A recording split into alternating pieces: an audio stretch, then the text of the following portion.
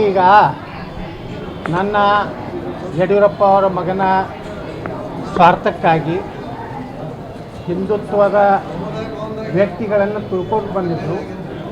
ಇವತ್ತು ನನ್ನನ್ನು ಸಹ ಹಠ ಹಿಡಿದು ಯಡಿಯೂರಪ್ಪ ಮತ್ತು ವಿಜೇಂದ್ರ ಕೂಡಿ ರಾಜಕೀಯವಾಗಿ ತಾನು ತಮ್ಮ ಕುಟುಂಬಕ್ಕೆ ವಂಶ ಪಾರಂಪರ್ಯ ಮುಂದುವರಿಬೇಕು.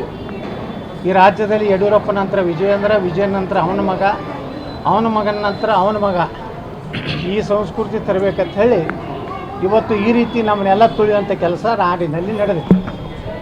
ನಾವು ಇನ್ನೂ ಆದ್ರೂ ಹೈಕಮಾಂಡಿಗೆ ವಿನಂತಿಪೂರ್ವಕ ಕೇಳ್ಕೋದೇನೆಂದರೆ, ನೀವು ವಂಶ ಪಾರಂಪರ್ಯ ವಿರೋಧ ಇದ್ದೀರಿ, ಭ್ರಷ್ಟಾಚಾರದ ವಿರೋಧ ಇದ್ದೀರಿ, ವೈರಿ ಪಕ್ಷಗಳ ಜೊತೆಗೆ ಹೊಂದಾಣಿಕೆ ಇದ್ದೀರಿ ಅನ್ನೋಂಥ ನಾಯಕರನ್ನ ತೆಗೆದು ಹಾಕದೇ ಇದ್ದರೆ ರಾಜ್ಯದ ಜನ ಭಾರತೀಯ ಜನತಾ ಪಾರ್ಟಿ ಮೇಲಿನ ವಿಶ್ವಾಸ ಹೋಗ್ತದೆ. ಮುಂದಿನ ಅವಧಿಗೆ ವಿಜಯೇಂದ್ರನ್ನ ನೀವು ಮುಂದುವರಿಸೋದಾದರೆ ಅವನೇ ಮುಂದಿನ ಮುಖ್ಯಮಂತ್ರಿ ಅಂತೇಳಿ ನೀವು ಏನಾದರೂ ಕೇಂದ್ರ ಹೈಕಮಾಂಡ್ ನಿರ್ಣಯ ಮಾಡಿದರೆ ಈ ರಾಜ್ಯದ ಜನ ಒಂದು ಹೊಸ ಭವಿಷ್ಯವನ್ನು ನೋಡ್ಕೊಳ್ಳಿಕ್ಕೆ, ರಾಜ್ಯದ ಅಭಿವೃದ್ಧಿಗಾಗಿ ಪ್ರಾಮಾಣಿಕ ಭ್ರಷ್ಟಾಚಾರ ರಹಿತ ಸನಾತನ ಧರ್ಮವನ್ನು ರಕ್ಷಣೆ ಮಾಡುವಂಥವ್ರು ಅನಿವಾರ್ಯವಾಗಿ ಒಂದು ಗಟ್ಟಿಯಾದಂಥ ನಿರ್ಣಯವನ್ನು ತೆಗೆದುಕೊಳ್ಳುವಂಥ ಕಾಲ ಬರ್ತದೆ. ಯಾಕಂದರೆ ಇವತ್ತು ಹೊಸ ವರ್ಷ ಇದೆ, ಹೊಸ ಸಂದೇಶ ನಾನು ಕೊಡ್ಲಿಕ್ಕೆ ಬಯಸ್ತಾ ಇದ್ದೀನಿ. ಏನು ನರೇಂದ್ರ ಮೋದಿ ಅವರು ಪ್ರತಿಯೊಂದು ಭಾಷಣದಲ್ಲಿ ಹೇಳ್ತಾರೆ, ವಂಶ ಪಾರಂಪರ್ಯ ಭ್ರಷ್ಟಾಚಾರ ಹೊಂದಾಣಿಕೆ ನಮ್ಮ ಪಕ್ಷದಲ್ಲಿ ಇಲ್ಲ. ಆದರೆ ಕರ್ನಾಟಕ ಇದೇನು ಆರ್ಟಿಕಲ್ 370 ಲಾಗು ಆಗಿದೆ. ಕಾಶ್ಮೀರ ತೆಗೆದಾಗ ಕರ್ನಾಟಕದಲ್ಲಿ ಏನಾದರೂ ಲಾಗು ಆಗಿದೆಯಾ? ಕಾಶ್ಮೀರದಲ್ಲಿ ಎಂದೂ ಸೂರ್ಯಚಂದ್ರವರಿಗೆ ಅದು ಹೋಗುವುದಿಲ್ಲ ಅಂತ ಹೇಳಿ ಹೇಳ್ತಿದ್ರು ಕಾಶ್ಮೀರದಲ್ಲಿರುವಂಥ ನಮ್ಮ ದೇಶ ವಿರೋಧಿಗಳು. ಅದು ಕರ್ನಾಟಕದಲ್ಲಿ ಇವ್ರನ್ನ ಯಾಕೆ ನಮ್ಮ ತಲೆ ಮೇಲೆ ಹೇಳ್ತಾ ಇದ್ದೀರಿ? ವಿಜೇಂದ್ರ ಒಬ್ಬ ಮಹಾಭ್ರಷ್ಟ. ಇವನ ಕಾಲಾಗನೇ ಯಡಿಯೂರಪ್ಪ ಜೈಲಿಗೆ ಹೋಗಿದ್ದು. ನಕಲಿ ಸಹಿ ಮಾಡಿದಂಥ ಆರೋಪ ಇದೆ. PSI ಹಗರಣದಲ್ಲಿ ಹೆಸರಿದೆ, 40% ಏನಿದೆ ಅದರಲ್ಲಿ ಹೆಸರಿದೆ. ಸಾಕಷ್ಟು ಹಗರಣಗಳನ್ನು ಮಾಡಿದಂಥ ಒಂದು ಕುಟುಂಬವನ್ನು ಮುಂದುವರಿಸೋದಾದರೆ ಈ ನಾಡಿನ ಹಿಂದೂ ಕಾರ್ಯಕರ್ತರು, ಹಿಂದೂ ಜನತೆ ಒಂದು ನಿರ್ಣಯ ತಗೋಬೇಕಾಗ್ತದೆ. ಅದು ಇವತ್ತಿನಿಂದಲೇ ನಾವು ಜನಜಾಗೃತಿ ಪ್ರಾರಂಭ ಮಾಡ್ತೀವಿ.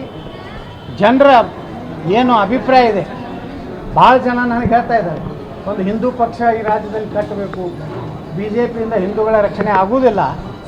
ಯಾಕಂದರೆ ಈಗ ಈ ರಾಜ್ಯದಲ್ಲಿ ನಡೆದಂಥ ಯಡಿಯೂರಪ್ಪ ಮುಖ್ಯಮಂತ್ರಿ ಇದ್ದಾಗ ಬೆಂಗಳೂರು ಘಟನೆ ಇರ್ಬೋದು, ಹುಬ್ಬಳ್ಳಿ ಘಟನೆ ಇರ್ಬೋದು, ಶಿವಮೊಗ್ಗ ಘಟನೆ ಸ್ವತಃ ಶಿವಮೊಗ್ಗ ಜಿಲ್ಲೆಯಲ್ಲಿ ಹಿಂದೂ ಕಾರ್ಯಕರ್ತರ ಹತ್ಯೆ ಆದರೂ ಸಹ ಒಂದು ಕಡೆಯೂ ಎನ್ಕೌಂಟ್ರ್ ಮಾಡುವಂಥ ಧೈರ್ಯ ತೋರಿಸಲಿಲ್ಲ. ಯಾವ ರೀತಿ ಉತ್ತರ ಪ್ರದೇಶದಲ್ಲಿ, ಆಸಾಮದಲ್ಲಿ, ಮಹಾರಾಷ್ಟ್ರದಲ್ಲಿ, ಹರಿಯಾಣದಲ್ಲಿ ಹಿಂದೂಗಳ ಮೇಲೆ, ಯಾಕಂದರೆ ಹಿಂದೂಗಳು ಎಂದೂ ಆಕ್ರಮಣಕಾರಿಯಾಗಂಥ ಮನೋಭಾವನೆ ಇಲ್ಲ ನಮ್ಮದು. ನಾವು ಎಲ್ಲ ಸಹನ ಮಾಡ್ಕೊಂಡು ಬಂದೀವಿ. ಅವ್ರು ಕಲ್ಲು ಒಗಿತಾರೆ ಗಣಪತಿ ಮೇಲೆ, ಅವರು ಹಿಂದೂಗಳ ಹಾಡುಗಳನ್ನು ಹಚ್ಚೋದಕ್ಕೆ ವಿರೋಧ ಮಾಡ್ತಾರೆ. ಅವರು ಈ ದೇಶವನ್ನು ಎಂದೂ ಪ್ರೀತಿ ಮಾಡೋದಿಲ್ಲ. ಆದಾಗಿ ಅವರಿಗೆ ವಿಶೇಷವಾಗಿ ಕಾಂಗ್ರೆಸ್ ಅಂತರೂ ಮುಸ್ಲಿಂ ಪಕ್ಷ ಇದೆ, ಅದ್ರ ಬಗ್ಗೆ ನಾವು ಹೇಳೋದೇ ಬೇಕಾಗಿದೆ. ಅದು BJP ಹಿಂದೂ ಪಕ್ಷ ಆಗಲಿಕ್ಕೆಂದರೆ ಈ ರಾಜ್ಯದ ಜನ ಮತ್ತೊಂದು ಐತಿಹಾಸಿಕ ನಿರ್ಣಯ ಆಗ್ತದೆ. ಅವಾಗ ನೀವು ಇದೇ ಯಡಿಯೂರಪ್ಪ ಕುಟುಂಬವನ್ನು ಏನಾದರೂ ನೇತೃತ್ವ ಕೊಟ್ಟರೆ ಭಾರತೀಯ ಜನತಾ ಪಾರ್ಟಿ ಹೀನಾಯವಾಗಿ ಕರ್ನಾಟಕದಲ್ಲಿ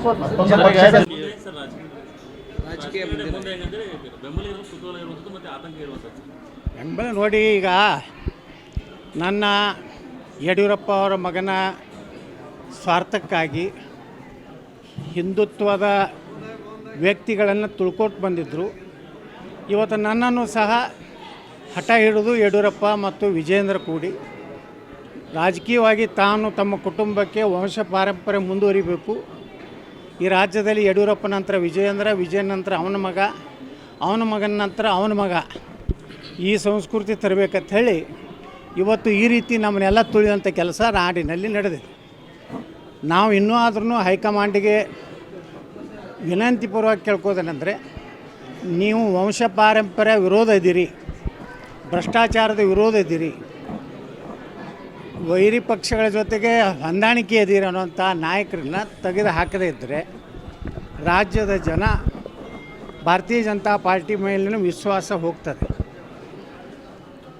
ಮುಂದಿನ ಅವಧಿಗೆ ವಿಜಯೇಂದ್ರನ್ನ ನೀವು ಮುಂದುವರ್ಸೋದಾದರೆ ಅವನೇ ಮುಂದಿನ ಮುಖ್ಯಮಂತ್ರಿ ಅಂಥೇಳಿ ನೀವು ಏನಾದರೂ ಕೇಂದ್ರ ಹೈಕಮಾಂಡ್ ನಿರ್ಣಯ ಮಾಡಿದರೆ ಈ ರಾಜ್ಯದ ಜನ ಒಂದು ಹೊಸ ಭವಿಷ್ಯವನ್ನು ನೋಡ್ಕೊಳ್ಳಿಕ್ಕೆ, ರಾಜ್ಯದ ಅಭಿವೃದ್ಧಿಗಾಗಿ ಪ್ರಾಮಾಣಿಕ ಭ್ರಷ್ಟಾಚಾರ ರಹಿತ ಸನಾತನ ಧರ್ಮವನ್ನು ರಕ್ಷಣೆ ಮಾಡುವಂಥವ್ರು ಅನಿವಾರ್ಯವಾಗಿ ಒಂದು ಗಟ್ಟಿಯಾದಂಥ ನಿರ್ಣಯವನ್ನು ತೆಗೆದುಕೊಳ್ಳುವಂಥ ಕಾಲ ಬರ್ತದೆ. ಯಾಕಂದರೆ ಇವತ್ತು ಹೊಸ ವರ್ಷ ಇದೆ, ಹೊಸ ಸಂದೇಶ ನಾವು ಕೊಡ್ಲಿಕ್ಕೆ ಬಯಸ್ತಾ ಇದ್ದೀನಿ. ಏನು ನರೇಂದ್ರ ಮೋದಿಯವರು ಪ್ರತಿಯೊಂದು ಭಾಷಣದಲ್ಲಿ ಹೇಳ್ತಾರೆ, ವಂಶ ಪಾರಂಪರ ಭ್ರಷ್ಟಾಚಾರ ಹೊಂದಾಣಿಕೆ ನಮ್ಮ ಪಕ್ಷದಲ್ಲಿ ಇಲ್ಲ ಅಂತಾರೆ. ಆದರೆ ಕರ್ನಾಟಕ ಇದೇನು ಆರ್ಟಿಕಲ್ 370 ಲಾಗು ಆಗಿದೆ, ಕಾಶ್ಮೀರ ತೆಗೆದ ಮ್ಯಾಗ ಕರ್ನಾಟಕದಲ್ಲಿ ಏನಾದರೂ ಲಾಗು ಆಗಿದೆಯಾ? ಕಾಶ್ಮೀರದಲ್ಲಿ ಎಂದೂ ಸೂರ್ಯಚಂದ್ರವರಿಗೆ ಅದು ಹೋಗೋದಿಲ್ಲ ಅಂಥೇಳಿ ಹೇಳ್ತಿದ್ರು ಕಾಶ್ಮೀರದಲ್ಲಿರುವಂಥ ನಮ್ಮ ದೇಶ ವಿರೋಧಿಗಳು. ಅದು ಕರ್ನಾಟಕದಲ್ಲಿ ಇವ್ರನ್ನ ಯಾಕೆ ನಮ್ಮ ತಲೆ ಮ್ಯಾಗೆ ಹೇರ್ತಾ ಇದ್ದೀರಿ? ವಿಜೇಂದ್ರ ಒಬ್ಬ ಮಹಾಭ್ರಷ್ಟ. ಇವನ ಕಾಲಾಗನೇ ಮುಂಚೆ ಯಡಿಯೂರಪ್ಪ ಜೈಲಿಗೆ ಹೋಗಿದ್ದು, ನಕಲಿ ಸಹಿ ಮಾಡಿದಂಥ ಆರೋಪ ಇದೆ. PSI ಹಗರಣದಲ್ಲಿ ಹೆಸರಿದೆ, 40% ಏನಿದೆ ಅದರಲ್ಲಿ ಹೆಸರಿದೆ.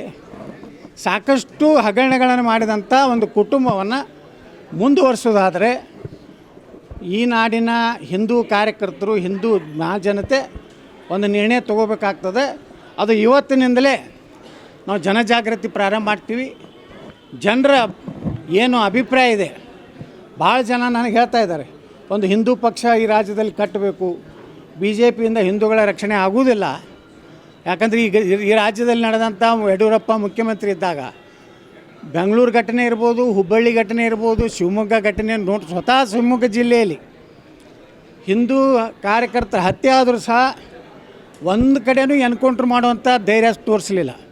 ಯಾವ ರೀತಿ ಉತ್ತರ ಪ್ರದೇಶದಲ್ಲಿ, ಆಸಾಮದಲ್ಲಿ, ಮಹಾರಾಷ್ಟ್ರದಲ್ಲಿ, ಹರಿಯಾಣದಲ್ಲಿ ಹಿಂದೂಗಳ ಮೇಲೆ, ಯಾಕಂದರೆ ಹಿಂದೂಗಳು ಎಂದೂ ಆಕ್ರಮಣಕಾರಿಯಾಗಂಥ ಮನೋಭಾವನೆ ಇಲ್ಲ ನಮ್ಮದು. ನಾವು ಎಲ್ಲ ಸಹನ ಮಾಡ್ಕೊಂಡು ಬಂದೀವಿ. ಅವ್ರು ಕಲ್ಲು ಒಗಿತಾರೆ ಗಣಪತಿ ಮೇಲೆ, ಅವರು ಹಿಂದೂಗಳ ಹಾಡುಗಳನ್ನು ಹಚ್ಚೋದಕ್ಕೆ ವಿರೋಧ ಮಾಡ್ತಾರೆ. ಅವರು ಈ ದೇಶವನ್ನು ಎಂದೂ ಪ್ರೀತಿ ಮಾಡೋದಿಲ್ಲ. ಆದಾಗಿ ಅವರಿಗೆ ವಿಶೇಷವಾಗಿ ಕಾಂಗ್ರೆಸ್ ಅಂತರೂ ಮುಸ್ಲಿಂ ಪಕ್ಷ ಇದೆ, ಅದ್ರ ಬಗ್ಗೆ ನಾವು ಹೇಳೋದೇ ಬೇಕಾಗಿಲ್ಲ. ಅದು BJP ಹಿಂದೂ ಪಕ್ಷ ಆಗಬೇಕಂದ್ರೆ ಈ ರಾಜ್ಯದ ಜನ ಮತ್ತೊಂದು ಐತಿಹಾಸಿಕ ನಿರ್ಣಯ ಆಗ್ತದೆ.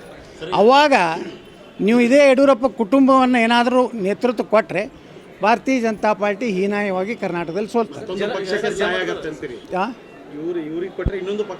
ನಿಶ್ಚಿತವಾಗಿ ನೋಡಿರಿ, BJPಗೆ ಯಾಕೆ ಹಿಂದೂಗಳು ಓಟ್ ಹಾಕ್ತಾರ?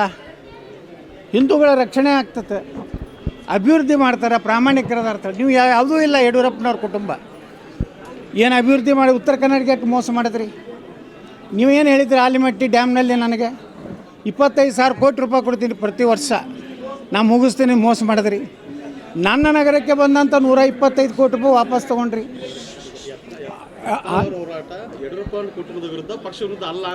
ನಾವು ಭಾರತೀಯ ಜನತಾ ಪಾರ್ಟಿ ವಿರುದ್ಧ ಅಲ್ಲ, ನರೇಂದ್ರ ಮೋದಿಯವರ ವಿರುದ್ಧ ಅಲ್ಲ. ನಾವು ದೇಶ ಇವತ್ತು ಸುರಕ್ಷಿತ ಇದ್ದರೆ ನರೇಂದ್ರ ಮೋದಿಯವರಿಂದ. ನರೇಂದ್ರ ಮೋದಿಯವರು ಯಾವ ರೀತಿ ಪ್ರಾಮಾಣಿಕರಾದ್ರೆ ಅಂಥ ರಾಜ್ಯದ ಒಂದು ರಾಜಕಾರಣದಲ್ಲಿ ನಾಯಕತ್ವ ಕೊಡಿ. ನೀವು ಎಲ್ಲರೇ ಇದೇ ಕುಟುಂಬನೇ ನಮ್ಮ ಇನ್ನು ಬಿಟ್ಟರೆ ನಮ್ಮ ಗತಿ ಇಲ್ಲ, ಯಡಿಯೂರಪ್ಪ ಬಿಟ್ಟರೆ ಲಿಂಗಾಯತರು ವೀರಶೈವರು BJPಯಿಂದ ದೂರ ಸರಿದ್ಬಿಡ್ತಾರೆ, ಭಯದಿಂದ ಹೊರಗೆ ಬನ್ನಿ. ನೀವು ನಿರ್ಣಯ ತಗೋದಾಗಲಿಲ್ಲ, ಮತ್ತು ವಿಜಯೇಂದ್ರನೇ ರಾಜ್ಯಾಧ್ಯಕ್ಷ ಮಾಡಿದ್ರಿ ಅಂದರೆ ಮುಂದಿನ ನಿರ್ಣಯ ತಗೋಲಿಕ್ಕೆ ನಾವು ಮುಕ್ತವಾಗಿ ಸ್ವಾತಂತ್ರ್ಯ ಇದೆ. ಜನಜಾಗೃತಿ ಮಾಡ್ತೀವಿ. ನೋಡಿ, ನನಗೆ ಸಾವಿರಾರು ಕರ್ನಾಟಕದ ಚಾಮರಾಜನಗರ ಹಿಡಿದು ಬೀದರ್ವರೆಗೆ, ಕರಾವಳಿ ಮಂಗಳೂರು ಕರಾವಳಿ ಭಾಗದಿಂದ ಹಿಡಿದು ಕೋಲಾರವರೆಗೆ ಎಲ್ಲ ಕಡೆಯಿಂದ ಒಂದೇ ಒಂದು ಕಾರ್ಯಕರ್ತರ ಒಂದು ಸಂಕೇತ ಏನು ಬರ್ತಾಯಿದೆ ಅಂದರೆ ಒಂದು ಹಿಂದೂ ಪಕ್ಷ ಕಟ್ಟಿ. BJPಯಿಂದ ನಾವು ಹಿಂದೂಗಳು ಸುರಕ್ಷಿತ ಇಲ್ಲ ಕರ್ನಾಟಕದಲ್ಲಿ. ಯಾಕಂದರೆ ಇವರು ಹೊಂದಾಣಿಕೆ ಇದ್ದಾರೆ, ಸಿದ್ದರಾಮಯ್ಯ ಜೊತೆಗೆ ಹೊಂದಾಣಿಕೆ ಇದೆ, DK ಶಿವಕುಮಾರ್ ಜೊತೆಗೆ ಇವರು ವ್ಯಾಪಾರ ಇದೆ, ಬಿಸ್ನೆಸ್ ಪಾರ್ಟ್ನರ್ಗಳಿದ್ದಾರೆ. ಜಮೀರ್ ಅಹ್ಮದ್ ಖಾನ್ ಜೊತೆ ಇವರು ಸರಸ ಸಲಾಪ್ ಮಾಡ್ತಾರೆ. ಮತ್ತು ಹಿಂದೂಗಳನ್ನ ರಕ್ಷಣೆ ಮಾಡೋರು ಅವರು. ನಿಮಗೆ ಓಟ್ ಹಾಕಿದ್ದು ಹಿಂದೂಗಳ ರಕ್ಷಣೆ ಮಾಡಲಿಕ್ಕೆ, ನೀವು ಅದನ್ನು ಮಾಡ್ತಾಯಿಲ್ಲ. ವಿಧಾನಸಭೆಯಲ್ಲಿ ಆ ರಾಜಣ್ಣವ್ರು ಹೇಳ್ತಾರೆ, ಆದರೆ ಆ ವಿಜಯೇಂದ್ರ ಬಂದು ಅಶೋಕ್ಗೆ ಹೇಳ್ತಾನೆ ಅದನ್ನು ಪ್ರಸ್ತಾಪ ಮಾಡಿಬಿಡಿ. ಯಾಕಂದರೆ ಅವ್ರು ಹೇಳಿದ್ದಾರೆ ಸಿದ್ದರಾಮಯ್ಯ, DK ಶಿವಕುಮಾರ್, ವಿಜೇಂದ್ರಗೆ, ನೀ ಏನಾದರೂ ಭಾಳ ಜಿಗಿದಾಡಿದಂದರೆ ನಿಮ್ಮ ಅಪ್ಪನ ಪೋಕ್ಸೋದಲ್ಲಿ ಒಳಗೆ ಹಾಕ್ತೀವಿ, ನಿನ್ನ ಮ್ಯಾಗಿನ ನಕಲಿ ಸಹಿಗಳನ್ನು ನಾವೆಲ್ಲ CBI ಕೊಟ್ಟು ನೀನು ಬರೋಬ್ಬರಿ ಮಾಡ್ತೀವಿ ಅಂದಿದ್ದಕ್ಕೆ BJPಯನ್ನು ಇವತ್ತು ಕರ್ನಾಟಕದಲ್ಲಿ ಒಂದು ನೈತಿಕ ಅಧಪತನ ಮಾಡಲಿಕ್ಕೆ ವಿಜೇಂದ್ರ ಕಾರಣ ಅದಾನೆ. ಇದನ್ನು ಕೇಂದ್ರ ಹೈಕಮಾಂಡ್ ತಿಳ್ಕೋದೇ ಹೋದರೆ ಮುಂದೆ ಏನಾದರೂ ಒಂದು ನಾವು ನಿರ್ಣಯ ಮಾಡಿದ್ವಿ ಅಂದ್ರೆ ನಾವು ಸರ್ವೆ ಮಾಡ್ತೀವಿ, ಎಲ್ಲರೂ ಒಪಿನಿಯನ್ ಸ್ಟಾರ್ಟ್ ಮಾಡ್ತೀವಿ ಇನ್ಮೇಲೆ ರಾಜ್ಯದಲ್ಲಿ. ಇನ್ನೊಂದು ಕೇಂದ್ರ ಇದು ರಾಜ್ಯದಲ್ಲಿ ಇನ್ನೊಂದು ಹಿಂದೂ ಸನಾತನ ಧರ್ಮ ರಕ್ಷಣೆ ಮಾಡುವಂಥದ್ದು, ಅಭಿವೃದ್ಧಿ ಪರವಾದಂಥದ್ದು, ಉತ್ತರ ಕರ್ನಾಟಕದ ಒಂದು ಏನು ಅಭಿವೃದ್ಧಿಗಾಗಿ ಒಂದು ಬೇರೆ ಒಂದು ರಾಜಕೀಯ ಪಕ್ಷ ಬೇಕಾ ಅನ್ನೋಂಥ ಅಭಿಯಾನವನ್ನು ನಾವು ಪ್ರಾರಂಭ ಮಾಡ್ತೀವಿ. ಜನಾಭಿಪ್ರಾಯ ಸಂಗ್ರಹ ಮಾಡ್ತೀವಿ. ನಾವು ಇಡೀ ರಾಜ್ಯದಲ್ಲಿ ನಾವು ಸುತ್ತಾಡ್ತೀವಿ, ಎಲ್ಲ ಕಡೆ ಜನಾಭಿಪ್ರಾಯ ತೊಗೋತೀವಿ. ಸಾಕಷ್ಟು ವಿದೇಶಗಳಿಂದ ಸಹ ಇವತ್ತು ನನಗೆ ಕರೆ ಬರ್ತಾಯಿದೆ, ಫೋನ್ ಬರ್ತಾಯಿವೆ, ನೀವು ಒಂದು ಪಕ್ಷ ಕಟ್ಟಿ ಹಣ ನಾವು ಕೊಳ್ಳಕ್ಕೆ ರೆಡಿ ಇದ್ದೀವಿ. ನೀನೇ ನಾನು ಶನಿದೇವರ ಒಂದು ದೇವಸ್ಥಾನದಲ್ಲಿದ್ದಾಗ ಬೆಂಗಳೂರಿನವರೊಬ್ಬರು ಬಂದು, ಅವರು ಎಲ್ಲಿ ಅಂದ್ರೆ ಪ್ರಹ್ಲಾದ್ ಜೋಶಿಯವರು ಏನು ಅಪಾರ್ಟ್ಮೆಂಟ್ ಇದೆ ಬೆಂಗಳೂರಿನಲ್ಲಿ, ಅದರ ಪಕ್ಕದಲ್ಲಿರುವಂಥವ್ರು. ಅವ್ರು ಹೇಳಿದ್ರು, ಯತ್ನಾಡ್ರೆ ನೀವು ಒಂದು ಹೊಸ ಪಕ್ಷ ಕಟ್ಟ್ರಿ, ನಾನು ಮೊದಲನೇ 11 ಲಕ್ಷ ರೂಪಾಯಿ ನಿಮಗೆ ಪಕ್ಷ ಕಟ್ಟಲಿಕ್ಕೆ ಕೊಡ್ತೀನಿ ಅಂತ. ಹಿಂಗೆ ದೇಣಿಗೆಯಾಗಿ ಜನ ಕೊಡ್ಕೊಳ್ಳಿಕ್ಕೆ ತಯಾರಾಗ್ತಾ ಇದ್ದಾರೆ. ಇದನ್ನು ನೀವು ಬಿಟ್ಟು ಮತ್ತೆ ಯಡಿಯೂರಪ್ಪ ಅಂದರೆ ಅನಿವಾರ್ಯವಾಗಿ ಜನ ಏನು ಅಭಿಪ್ರಾಯ ಕೊಡ್ತಾರೆ ಅದ್ರ ರೀತಿ ಹೋಗ್ಲಿಕ್ಕೆ. ಒಂದು ವೇಳೆ ಜನಾಭಿಪ್ರಾಯ ಹಿಂದುತ್ವ ಆಧಾರದ ಪಕ್ಷವನ್ನು ಕಟ್ಟೋಕೆ ತೀರ್ಮಾನ ಕೊಟ್ಟರೆ ಯತ್ನಾಳ್ ಅವರ ನಡೆಯೇನು? ಯತ್ನಾಳ್ ಜನ ಏನು ಹೇಳ್ತಾರೆ ಅದನ್ನು ನಾವು ಕೇಳ್ತೀವಿ. ನಾವು ನೋಡ್ರಿ ಜನರು ಬಿಟ್ಟು ನಾವು ಇರೋದಿಲ್ಲ. ನಮಗೆ ಇಲ್ಲಿ ಭವಿಷ್ಯ ಕಾಣಿಸ್ತಾ ಇಲ್ಲ. ಹಿಂದೂ ನಾಯಕರನ್ನ ಇವತ್ತು ಮೂಲಿ ಗುಂಪು ಮಾಡುವಂಥದ್ದೇನು ಕುತಂತ್ರ ಈ ಯಡಿಯೂರಪ್ಪ ಕುಟುಂಬ ಮಾಡಕತ್ತದೆ.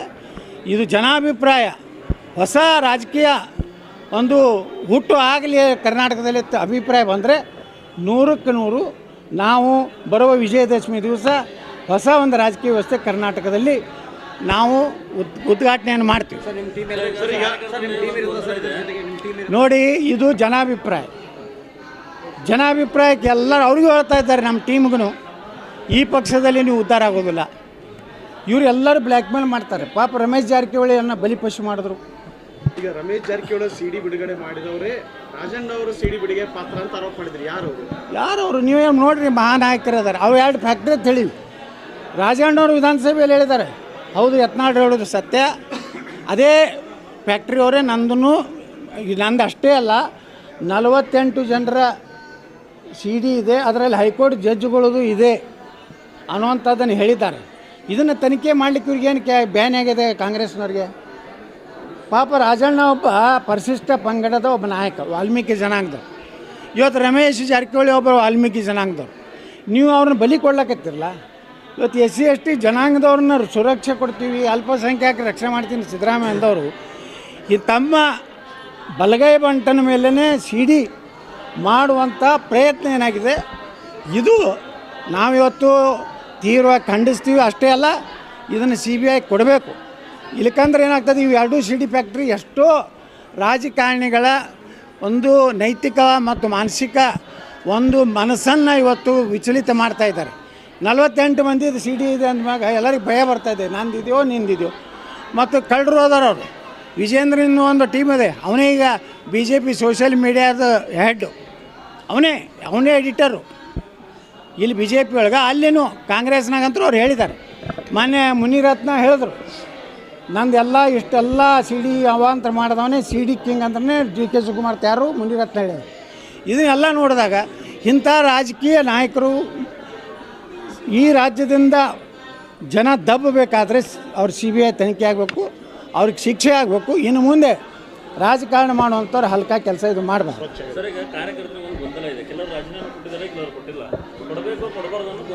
ನೋಡ್ರಿ, ನಾ ಯಾರಿಗೂ ರಾಜೀನಾಮೆ ಕೊಡೋದು ಹೇಳಿಲ್ಲ, ಯಾವುದೇ ನಿರ್ಣಯ ನಾವು ತೊಗೊಂಡಿಲ್ಲ. ಮುಂದಿನ ರಾಜ್ಯದ ಅಧ್ಯಕ್ಷರು ಏನು ಘೋಷಣೆ ಮಾಡ್ತಾರೆ ಅದರ ಮ್ಯಾಗ ನಮ್ಮ ಮುಂದಿನ ನಿರ್ಣಯ ಆಗ್ತದೆ. ನಾವು ಯಡಿಯೂರಪ್ಪಗೆ ಜ್ಯೋತಿ ಬೀಳ್ತೀವಿ ಅಂದರೆ ಮುಂದೆ ನಾವು ನಿರ್ಣಯ ಬೇರೆ ಮಾಡಬೇಕಾಗ್ತದೆ. ಸರ್, ಈಗ ಅಸಿಸ್ತಿನ ನೆಪದಲ್ಲಿ ಯತ್ನಾಳ್ ಅವ್ರನ್ನ ಉಚ್ಚಾಟನೆ ಮಾಡಿದ್ರು. ಹಾಗಾದರೆ ಯತ್ನಾಳ್ ಅವರು ನಿಜವಾಗಿ ಅಸಿಸ್ಟ್ ಮಾಡಿದ್ರು? ಯಾರು ಮಾಡಿದ್ದಾರೆ? ಏನೈತೆ? ಪ್ರೂಫ್ ಏನಿದೆ? ನಾ ಭಾರತೀಯ ಜನತಾ ಪಾರ್ಟಿಗೆ ಏನೂ ಟೀಕೆ ಮಾಡಿಲ್ಲ, ನರೇಂದ್ರ ಮೋದಿಯವ್ರ ಬಗ್ಗೆ ಏನೂ ಮಾತಾಡಿಲ್ಲ, ಅಮಿತ್ ಶಾ ಅವ್ರ ಬಗ್ಗೆ ಮಾತಾಡಿಲ್ಲ, ಭಾರತೀಯ ಜನತಾ ಪಾರ್ಟಿಯ ತತ್ವ ಸಿದ್ಧಾಂತಗಳ ವಿರುದ್ಧ ನಾ ಮಾತಾಡಿಲ್ಲ, ಅಥವಾ ಭಾರತೀಯ ಜನತಾ ಪಾರ್ಟಿ ಅಧಿಕೃತ ಅಭ್ಯರ್ಥಿ ವಿರುದ್ಧ ರಾಜ್ಯಸಭೆಯಲ್ಲಿ ವಿಧಾನ ಪರಿಷತ್ನಲ್ಲಿ ವೋಟ್ ಹಾಕಿಲ್ಲ. ನಾನು ಕಾಂಗ್ರೆಸ್ ಅಥವಾ ಜೆ ಡಿ ಎಸ್ನ ರಾಜಕೀಯ ಸಭೆಗಳಿಗೆ ಹೋಗಿಲ್ಲ. ಅವ್ರ ಜೊತೆಗೆ ಯಾವುದೇ ರೀತಿ ಕಾಂಗ್ರೆಸ್ನವ್ರ ಜೊತೆಗೆ ನಾವು ಯಾವುದೇ ರೀತಿ ಇವತ್ತು ಅವ್ರ ಸಭೆಗೆ ಹೋಗೋದು, ಅವ್ರ ಜೊತೆಗೆ ನಾವು ಕಾಣಿಸೋದು ಅಥವಾ ಕಾಂಗ್ರೆಸ್ಸಿನ ನಾಯಕರ ಜೊತೆಗೆ ನಾವು ಇವತ್ತು ಔತಣ ಕೊಟ್ಟಕ್ಕೆ ಹೋಗೋದು ಮಾಡಿಲ್ಲ. ಹಾಗಾದ್ರೆ ನಾ ಹೆಂಗೆ ಪಕ್ಷ ವಿರೋಧಿ ಆಗ್ತೀನಿ? ನಾ ಯಡಿಯೂರಪ್ಪ ವಿರೋಧ ಇದ್ದೇನೆ. ಯಡಿಯೂರಪ್ಪ ಈ ರಾಜ್ಯದ ಉತ್ತರ ಕರ್ನಾಟಕ ಜನರಿಗೆ ದೊಡ್ಡ ಮೋಸ ಮಾಡಿದ್ದಾರೆ. ನೀರಾವರಿಯಲ್ಲಿ ಮೋಸ ಮಾಡಿದ್ರು, ನನ್ನ ಕ್ಷೇತ್ರಕ್ಕೆ ಮೋಸ ಮಾಡಿದ್ರು, ನಮ್ಮನ್ನ ನೈತಿಕವಾಗಿ ತುಳಿಲಾಕ ಪ್ರಯತ್ನ ಮಾಡಿದ್ರು, ಕೇವಲ ತನ್ನ ಮಗನೂ ಸಲ. ಅದಕ್ಕೆ ನಾವು ವಿರೋಧ ಇದ್ದೀವಿ ಹೊರತು ಇವತ್ತಿಗೂ ಸಹ ನಾವು ಭಾರತೀಯ ಜನತಾ ಪಾರ್ಟಿ ನಮ್ಮ ತಾಯಿಯ ತಿಳ್ಕೊಂಡಿವಿ. ಕಳೆದ ಲೋಕಸಭಾ ಚುನಾವಣೆಯಲ್ಲಿ ಹಲವಾರು ಕ್ಷೇತ್ರಗಳಲ್ಲಿ ಬಿಜೆಪಿ ಸೋಲೋಕೆ ಯಡಿಯೂರಪ್ಪ ಅವರು ಕುಟುಂಬ ಕಾರಣ ಅಂತ ಆರೋಪ ಮಾಡಿದ್ರಿ. ಹೌದು ನೋಡಿರಿ, ಇಲ್ಲಿ ಕರಾವಳಿ ಇದು ನಮ್ಮ ಇದರಲ್ಲಿ ಕಲ್ಯಾಣ ಕರ್ನಾಟಕ, ಹೈದರಾಬಾದ್ ಕರ್ನಾಟಕ, ಈ ಕಲ್ಯಾಣ ಕರ್ನಾಟಕ ಒಂದು ಸೀಟ್ ಬರಲಿಲ್ಲಲ್ಲ ಬಿ ಜೆ ಪಿ. ಅಲ್ಲಿ ಡಾಕ್ಟರ್ ಉಮೇಶ್ ಜಾಧವ್ನ ಸೋಲಿಸ್ಲಿಕ್ಕೆ ನೀವು ಏನು ಮಾಡಿದ್ರಿ ಅನ್ನೋದು ಸತ್ಯ. ಭಗವಂತ ಖೂಬಾನ್ ಸೋಲಿಸ್ಲಿಕ್ಕೆ ಏನು ಮಾಡಿದ್ರಿ? ರಾಯಚೂರಿನಲ್ಲಿ ಸೋಲಿಸ್ಲಿಕ್ಕೆ ಏನು ಮಾಡಿದ್ರಿ ನೀವು? ಇದರಲ್ಲಿ ನಮ್ಮ ದಾವಣಗೆರೆ ಯಾರು ಯಡಿಯೂರಪ್ಪಗೆ ಡೀಸೆಲು ಪೆಟ್ರೋಲ್ ಹಾಕಿ ಇವ್ರಿಗೆ ಖರ್ಚಿಗೆ ಕೊಟ್ಟಂಥ ಆ ಕುಟುಂಬ, ಮಲ್ಲಿಕಾರ್ಜುನಪ್ಪ ನನ್ನ ಜೊತೆಗೆ MP ಇದ್ದರು, ಆ ಕುಟುಂಬಕ್ಕೆ ಮೋಸ ಮಾಡಿ ನಿಮ್ಮ ಹಿಂದಿರುವ ಕೆಟ್ಟ ಚೀಲಗಳನ್ನು ಬಿಟ್ಟು ಇವತ್ತು ನೀವು ನಮ್ಮ ಸಿದ್ದೇಶ್ವರರ ಪತ್ನಿಯರನ್ನು ಸೋಲಿಸಿದ್ರಿ. ಚಾಮರಾಜನಗರದಲ್ಲಿ ಪಾಪ ಒಬ್ಬ ದಲಿತ, ಅವನಿಗೆ ಹಣನೇ ಕೊಡಲಿಲ್ಲ. ಹಣ ಯಾವನೋ ಒಬ್ಬ ವಿಜೇಂದ್ರ ಚೀಲ ಎಲ್ಲ ದುಡ್ಡು ಹೊಡ್ಕೊಂಡು ಹೋದ. ಹಿಂಗೆ ಮಾಡಿ ತುಮಕೂರದಲ್ಲಿ ಸೋಮಣ್ಣವ್ರು ಸೋಲಿಸಲಿಕ್ಕೆ ಪ್ರಯತ್ನ ಮಾಡಿದ್ರು. ಆದರೆ ಅಲ್ಲಿ ದೇವೇಗೌಡರು ಮತ್ತು ಕುಮಾರಸ್ವಾಮಿ ಅವರ ಭಾಳ ಒಂದು ಗಟ್ಟಿಯಾದಂಥ ಅವರು ಏನು ಪ್ರಚಾರ ಮಾಡಿದ್ರು. ದೇವೇಗೌಡರು ಏನು ಹೇಳಿದ್ರು, ನೀವು ಸೋಮಣ್ಣ ಸೋತ್ರ ನಾನೇ ಸೋತಂಗತ್ತೇನು ಹೇಳಿದ್ರು. ಇಡೀ ಅಲ್ಲಿ ಸಮುದಾಯ, ಒಕ್ಕಲಿಗ ಸಮುದಾಯ ಎಲ್ಲರೂ ಮತ ಹಾಕಿದ್ರಿಂದ ಸೋಮಣ್ಣ ಪಾರಾಗಿ ಬಂದರು. ಗೋವಿಂದ ಕಾರಜೋಳರ ಪರಿಸ್ಥಿತಿ ಅದೇ ಇದೆ. ಗೋವಿಂದ ಕಾರಜೋಳರನ್ನ ಚುನಾವಣೆ ಟಿಕೆಟ್ ಹಂಚಿಕೆ ಆದಮ್ಯಾಗ ಚಿತ್ರದುರ್ಗಕ್ಕೆ ಹೋದಾಗ ಅವ್ರಿಗೆ ಸ್ಟೇಜ್ ಮೇಲೆ ಹೊಡಿಲಿಕ್ಕೆ ಬಂದವನಿಗೆ ಇವತ್ತು ಜಿಲ್ಲಾಧ್ಯಕ್ಷ ಮಾಡಿದ್ದಾರೆ.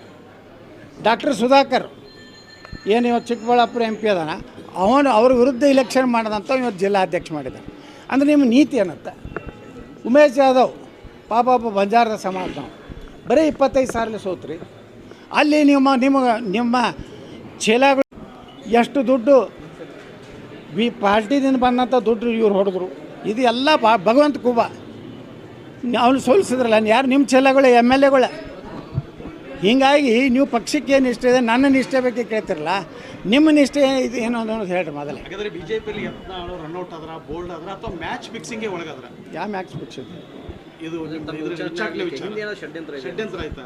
ಯಾವ ಹಿಂದೆ ನೋಡಿ, ಇದು ಏನಾಯ್ತೋ ಗೊತ್ತಿಲ್ಲ. ಇದರಿಂದ 3-4 ರೀತಿಯ ಒಂದು ಕಾರಣಗಳು ಹೇಳ್ತಾರೆ. ಯತ್ನಾಳ್ ಉಚ್ಚಾಟನೆ ಮಾಡಬೇಕು, ವಿಜಯೇಂದ್ರನ ಅಧ್ಯಕ್ಷದಿಂದ ತೆಗಿಬೇಕು, ಈಕ್ವಲ್ ಆದಂಗೆ ಆಯಿತು. ನ್ಯೂಟ್ರಲ್ ಇದ್ದವ್ರನ್ನ ಅಧ್ಯಕ್ಷ ಮಾಡಬೇಕು, ಮುಂದೆ ಯಾರು ನಿಷ್ಠರದಾರ ಅವ್ನ ಪಕ್ಷಕ್ಕೆ ತೊಗೋಬೇಕು. ಇಟ್ಟು ನಿರ್ಣಯ ಆಗೈತೆ ತೊಗೊಬ್ರು ಹೇಳ್ತಾರೆ. ಇದು ಹೇಳೋದ್ರಿಂದ ಏನಾಗ್ತದೆ ಅಂದರೆ, ನನ್ನನ್ನು ಹೊರಗೆ ಹಾಕಿದ್ರಿಂದ ಇವತ್ತು ಪಟಾಕ್ಷಿ ಹಾರಿಸಿರ್ಬೋದು, ಸಿಹಿ ಹಂಚಿರ್ಬೋದು, ಡ್ಯಾನ್ಸ್ ಮಾಡಿರ್ಬೋದು, ಕಥಕ್ಕಳಿ ಡ್ಯಾನ್ಸ್ ಮಾಡಿರ್ಬೋದು, ಅಥವಾ ಡಿಸ್ಕೋ ಡ್ಯಾನ್ಸ್ ಮಾಡಿರ್ಬೋದು. 2 ತಾಸಿನಾಗ ಅವ್ರಿಗೆ ಗಾಬರಿಯಾಗಿ ಬಿಟ್ಟಾರೆ ಡ್ಯಾನ್ಸ್ ಮಾಡಿದ ತಕ್ಷಣ. ಪಟ್ಟಕ್ಕನೆ ವಿಜೇಂದ್ರ ರಾಜ್ಯಾಧ್ಯಕ್ಷ ಮ್ಯಾಗಿನವ್ರು ತೆಗೆದು ಹಾಕಿಬಿಟ್ರೆ ಸೇಮ್ ಟು ಸೇಮ್ ಆಗ್ತದೆ. ಮ್ಯಾಚ್ ಏನಾಗ್ತದೆ? ಈ ಟೈ ಆಗ್ತದೆ. ಮುಂದೆ ಏನಂತೇಳಿ ಅವ್ರು ಗಾಬರಿಯಾಗಿ ಡ್ಯಾನ್ಸ್ ಹಿಂಗೆ ಮಾಡ್ಲಕ್ಕತ್ತ ಅಲ್ಲೇ ನಿಂತ್ಬಿಟ್ರು ಅವ್ರು. ಮುಂದೆ ಹಿಂಗೆ ಮಾಡಲಿ, ಯಾಕಂದ್ರೆ ಅವ್ರಿಗೆ ಗುರ್ತಾಯ್ತು ಏನೋ ಇದು ಐತಿ. ಯತ್ನಾಳೇ ಕೈ ಹಚ್ಚಾರಂದ್ರೆ ನನ್ನೂ ಕೈ ಹಚ್ತಾರೆ ಅಂತೇಳಿ ಆ ಭ್ರಷ್ಟ ಅವ್ರ ಅಪ್ಪನ ಡುಪ್ಲಿಕೇಟ್ ಸಹಿ ಮಾಡೋದಂಥವ, ಅವ್ರ ಅಪ್ಪನ ಜೈಲಿಗೆ ಕಳ್ಸಂತ ವಿಜೇಂದ್ರಿಗೆ ಭಯ ಬಂದಿದೆ.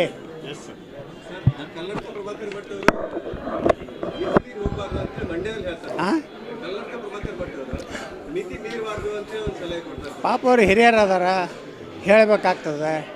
ಆದರೆ ಅವ್ರಿಗೂ ಭಾಳ ನೋವಿದೆ. ಕಲ್ಲಡ್ಕ ಪ್ರಭಾಕರ್ ಅವ್ರನ್ನೂ ಭಾಳ ಹೀನಾಯವಾಗಿ ನೋಡ್ಕೊಂಡಾರೆ ನಮ್ಮ ಪಕ್ಷದವ್ರು. ಆದರೆ ಏನು ಮಾಡೋದು, ಸಂಘದಲ್ಲಿ ಸ್ವಲ್ಪ ಶಿಸ್ತು ಇರೋದ್ರಿಂದ ನಾವೆಲ್ಲ ರಾಜಕಾರಣಿಗಳಿದ್ದೀವಿ. ಬೀದಿಗೆ ಬಂದು ಹೋರಾಟ ಮಾಡಬೇಕು, ಕ್ರಾಂತಿ ಮಾಡಬೇಕಾಗ್ತದೆ. ಅವತ್ತು ಬ್ರಿಟಿಷರ ವಿರುದ್ಧ ಯಾರೂ ನಾವು ಉಗ್ರ ಹೋರಾಟ ಮಾಡ್ತೀವಿ. ಅವತ್ತು ಗಾಂಧಿ ಹೆಂಗೆ ಉಪವಾಸ ಕೂತಿದ್ರೆ ಸ್ವಾತಂತ್ರ್ಯ ಸಿಗ್ತಿತ್ತು.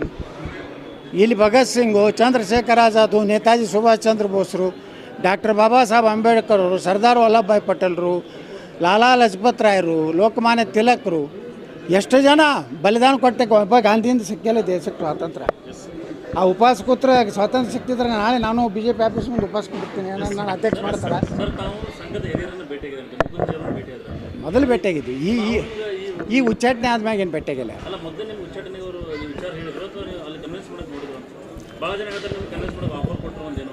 ಇಲ್ಲ ಯಾವ ಆಫರ್, ನಾ ಯಾವ ಆಫರಿಗೆ ಯಾವುದೋ ಇದಕ್ಕೆ ನಾನು ಬಲಿಯಾಗವಲ್ಲ. ರಾಜ್ಯದ ಹಿತ ಇವತ್ತು ಬೇಕಾಗಿದೆ. ಇವತ್ತು ಅಭಿವೃದ್ಧಿ ಆಗ್ತಾ ಇಲ್ಲ ಅಷ್ಟೇ ಅಲ್ಲ, ಹಿಂದೂಗಳ ರಕ್ಷಣೆ ಇಲ್ಲ ಅಂತೇಳಿ ನಾವು ಹೋರಾಟ ಮಾಡ್ತಾಯಿದ್ದೀವಿ.